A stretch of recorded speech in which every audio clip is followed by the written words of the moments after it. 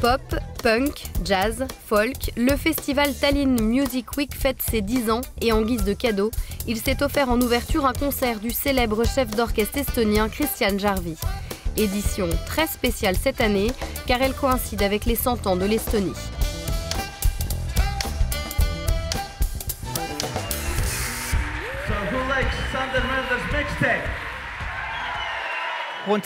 Plus de 260 musiciens venus de 30 pays sont présents pour cette édition anniversaire.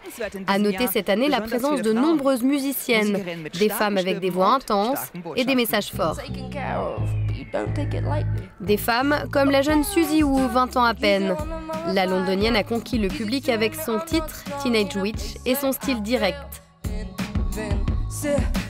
La jeune femme s'est inspirée de sa mère, fan de musique New Wave, mais pas seulement. Quand j'étais petite, je regardais mon père jouer de la guitare. Ça m'a donné envie d'essayer moi aussi. Je chante depuis toujours. J'ai eu une éducation musicale dans une chorale. J'aimais aller à l'église, chanter dans un chœur, mais je n'ai jamais eu de formation classique. J'ai juste eu une bonne voix, une voix forte.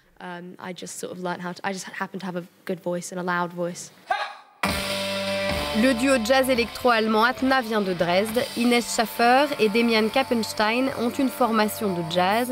Ils se sont rencontrés à l'Académie de musique de Dresde. Très vite, ils ont décidé de faire de la musique ensemble.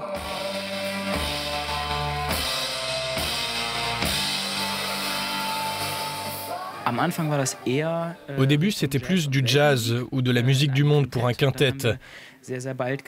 Et on a vite réalisé qu'on aimait aussi faire de la musique minimaliste, juste pour nous deux.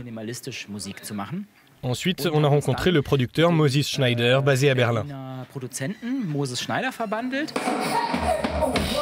Leur premier titre a connu un très grand succès et les a propulsés sur des scènes comme Rotterdam ou Istanbul.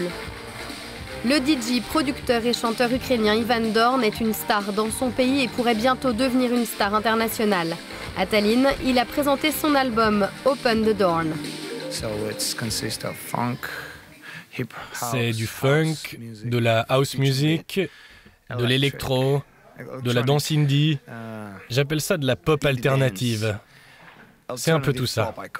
C'est Open the Door, vous ouvrez les portes. Ouais, vous n'avez qu'à Open the Door et vous verrez de quelle musique il s'agit. C'est un style nouveau. Un style ouvert, comme il le montre avec sa chanson Africa, qui fait partie d'un projet humanitaire en Ouganda.